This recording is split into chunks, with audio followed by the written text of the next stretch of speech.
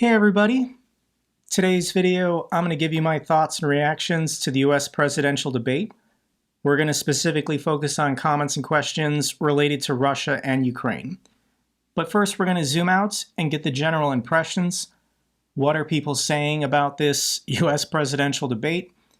And here's the headline from the Kyiv Post. Harris riles Trump, who plays the nuclear fear-mongering card on Ukraine. Vice President Kamala Harris put in a strong performance in the presidential debate. She accused Donald Trump of being ready to sacrifice Ukraine to his adored Putin. If you want to watch the debate for yourself, I'll link it down below. This is probably going to be the only presidential debate between Donald Trump and Kamala Harris. And if you were to watch the debate with the sound turned off, and you just looked at their body language, Trump did not have good body language last night. He looked angry, he looked annoyed, he looked incapable of making eye contact or looking at Kamala Harris for some reason. He refused to look in her direction almost the entire night. Meanwhile, Kamala Harris was more interactive, both with the moderators and looking at Trump, trying to interact with Trump. So it had a very weird dynamic to watch, where Trump just looked old. He looked angry. He looked confused. So the internets, once again, just based on looks, are sharing memes such as this, the famous woman yelling at the cat over dinner meme. Here's the Simpsons meme, old man yells at cloud. And when it comes to these debates, what is the soundbite that people are going to remember in the morning? What is the soundbite that's going to go viral on social media? And it didn't have anything to do with Russia and Ukraine, but this is the soundbite that Donald Trump gave that everyone is focused on, talking about, making fun of. This was the lowest point of the debate for Donald Trump when he started raving about people in Springfield eating cats and dogs. I'm going to share this. In Springfield, they're eating the dogs, the people that came in. They're eating the cats. They're eating the pets of the people that live there. And this is what's happening in our country. And So the moderators had to fact check Donald Trump. This is a completely made up story. Haitian immigrants in Ohio are not eating cats and dogs. If you want to spread rumors or disinformation on social media, individuals can do that. But it's inappropriate for our elected leaders to just lie about an immigrant community in a very important battleground state. So why did Donald Trump say this? Well, J.D. Vance just retweeted it. Once again, the internet will talk about reports, but the city manager of Springfield, Ohio, has debunked this. There are no credible reports of immigrants eating cats and dogs in Springfield, Ohio. But of course, it's the internet, so there's going to be memes. People claiming they caught the alien who's trying to eat our cats. This is a TV show from the late 80s, early 90s called Elf. Trump also said some very insane things, such as they're doing transgender operations on illegal aliens who are in prison. That is a real sentence he said during the debate. So people are making fun of him, saying this is kind of like a Cards Against Humanity word mash of insane things to say. I have my own theories why Donald Trump thinks that transgender illegal aliens are real. Maybe he had just seen the movie E.T. prior to going on the debate stage. Okay, I made fun of Trump, he deserves it, but let's actually talk about his answers relating to Russia and Ukraine. This was a critical question from the debate moderator. Do you want Ukraine to win this war? Let's go through Trump's answer together. Do you want Ukraine to win this war? I want the war to stop. I want to save lives that are being uselessly, people being killed by the millions. It's the millions. It's so much worse. So this is an easy question. Do you want Ukraine to win this war? The correct answer is yes. You can say whatever you want after the word yes, but you have to say the word yes. And then Trump immediately lies, saying that millions of people have died so far in this war. Yes, it's true, hundreds of thousands have been killed. We are approaching probably 1 million cumulative deaths, both military and civilian, on both sides. But it's not millions plural. To be millions, it would have to be greater than 2. So, of course, Donald Trump just makes up whatever he wants, but let's continue. Than the numbers that you're getting, which are fake numbers. Look, we're in for 250 billion or more because they don't ask Europe, which is a much bigger beneficiary to getting this thing done. So Trump just lied again, claiming that we are in for $250 billion worth of support for Ukraine.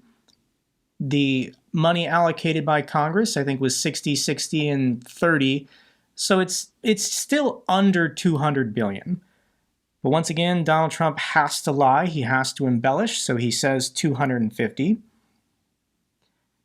Greater than 80% of this money stays right here in the United States. We allocate funds to our own defense industry, building new weapons to replace aging and outdated weapons that we're now just donating to Ukraine. But let's go on. Than we are. They're in for $150 billion less because Biden and you don't have the courage to ask Europe like I did with NATO. They paid billions. So Donald Trump just claimed that as far as aid to Ukraine, Europe has paid $150 billion less than the United States. This, once again, is not accurate.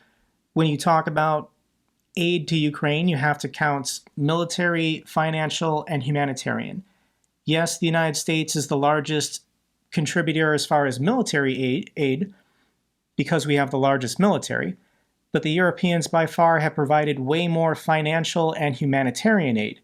You have to factor in all aid, not just military aid. Billions and billions, hundreds of billions of dollars when I said, either you pay up or we're not going to protect you anymore. So that's maybe one of the reasons they don't like me as much as they like weak people. But Donald Trump continues to use this expression of Europe has to pay up for our protection. That is not how NATO works. Nobody in NATO is paying the United States for protection. The NATO guideline is a recommendation that countries spend at least 2% of their GDP on their own defense. Once again, no money is being transferred from NATO countries to the United States for protection from the Russians. This is the language that mafias use. you take a look at what's happening. We're in for 250 to 275 billion. They're into a... So he lied about the 250 number. He couldn't help himself. Within 30 seconds, he had to increase it and lie again and say, we're now in for 275 billion in aid to Ukraine. 100 to 150. They should be forced to equalize. With that being said, I want to get the war settled. I know Zelensky very well, and I know Putin very well. I have a good relationship, and they respect your president, okay? They respect me. So this is Donald Trump claiming that President Putin respects Donald Trump, and he has a good relationship with Donald Trump. I don't think that's a positive. You shouldn't be bragging about having a good relationship with a genocidal dictator.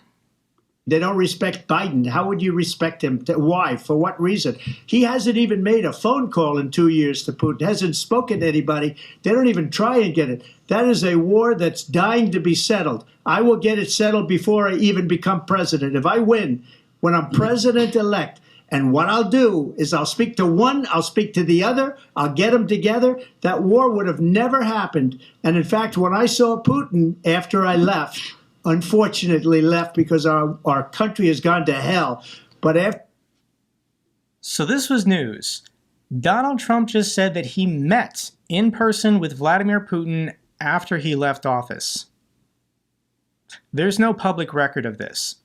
Either he's lying and he never met with Putin after leaving office, or he met with Putin after leaving office and didn't tell the public. Oops. After I left, when I saw him building up soldiers, he did it after I left. I said, oh, he must be negotiating. It must be a good, strong point of negotiation. Well, it wasn't, because Biden had no idea how to talk to him. He had no idea how to stop it. And now you have millions of people dead, and it's only getting worse, and it could lead to World War III. Don't kid yourself, David. We're playing with World War III, and we... So that's Russian propaganda to scare people, to convince people to abandon their support for Ukraine. If we continue supporting Ukraine, this will lead to World War III?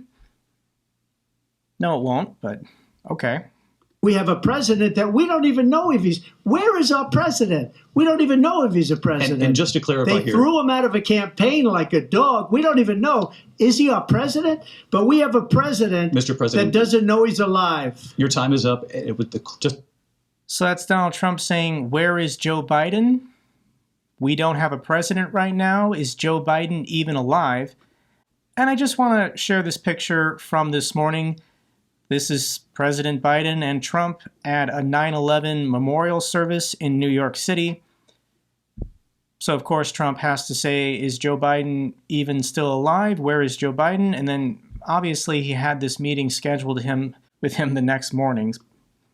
But the moderator wants to, once again, press Donald Trump. Do you support Ukraine? Just to clarify in the question, do you believe it's in the U.S. best interest for Ukraine to win this war, yes or no? I think it's the U.S. best interest to get this war finished and just get it done. All right. Negotiate a deal, because we... So how do you make the war in Ukraine end as fast as possible? Territorial concessions. Just force the Ukrainians to give all land that Russia wants to Russia. That's the deal. That is Trump's plan if he is elected. So at one point in the debates, Kamala Harris accused Trump that Western leaders don't support him, they don't like him, they don't want him to return to office. Behind closed doors, off the record, none of our allies like Donald Trump. The Prime Minister of Japan, the President of South Korea, the leaders of France, the UK, Germany, Spain, Italy, nobody likes Donald Trump. So who does Donald Trump use as a character witness to defend himself? And it's Victor Orban. Victor Orban, one of the most respected men. They call him a strong man. He's a tough person, smart. Prime Minister of Hungary. They said, why is the whole world blowing up? 3 years ago it wasn't. Why is it blowing up? He said, because you need Trump back as president. They were afraid of him. China was afraid, and I don't like to use the word afraid, but I'm just quoting him. China was afraid of him. North Korea was afraid of him. Viktor Orban is an autocrat. He's the most hated leader in the European Union. And of course, Viktor Orban supports and endorsed Donald Trump. This was a good point for Vice President Harris. Pennsylvania is a swing state. Pretty much anyone who wins Pennsylvania is probably going to win the election. So Kamala Harris wanted to stress this point about Trump being weak on dictators around the world and the threat to Eastern Europe if Donald Trump is reelected.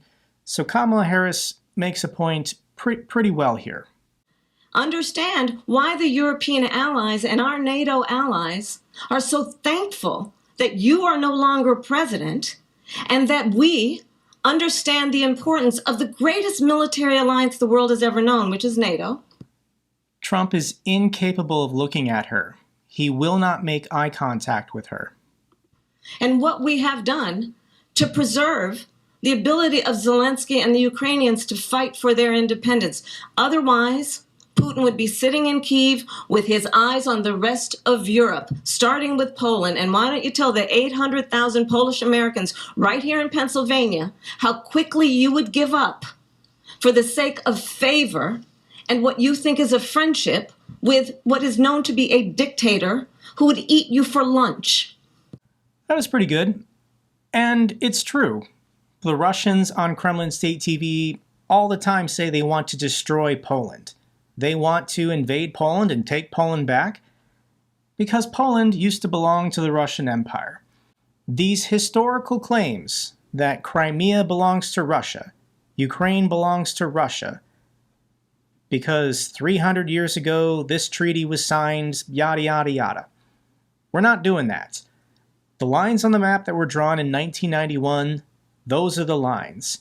Those are the internationally recognized borders of these countries.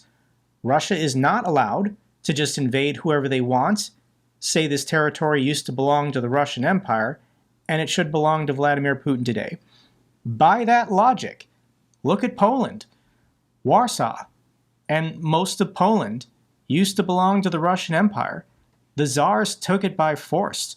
Brutal oppression of the Polish people for centuries, being sandwiched between the Germans and the Russians. But this is important. There are 800,000 Polish Americans that live in just the state of Pennsylvania. Do they care about the country they came from, the people they came from? They still have second and third cousins over there.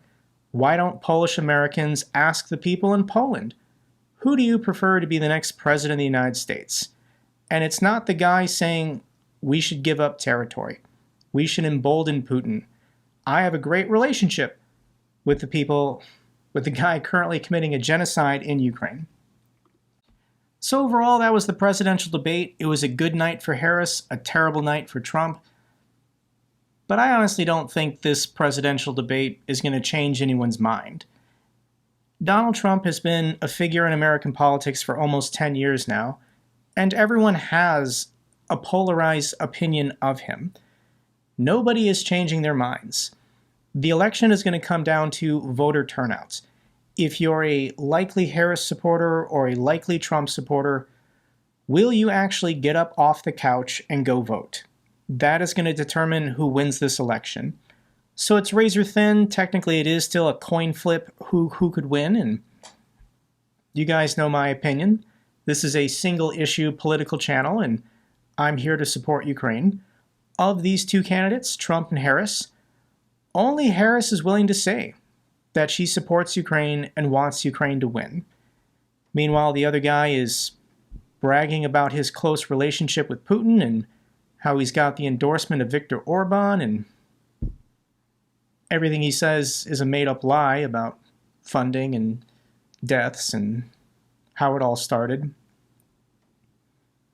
As an American, this is just shameful and embarrassing that it's this close. It shouldn't be this close, but it is. I'm going to continue fighting for the next 52 days prior to November 5th to make sure that democracy here in the United States continues. The guy who did not allow for a peaceful transfer of power on January 6th cannot return to the White House. So I'm rambling about my politics. If you made it this far in the video, I thank you guys. I really appreciate your support. Continue supporting Ukraine. Russia will be defeated. That's all for this video.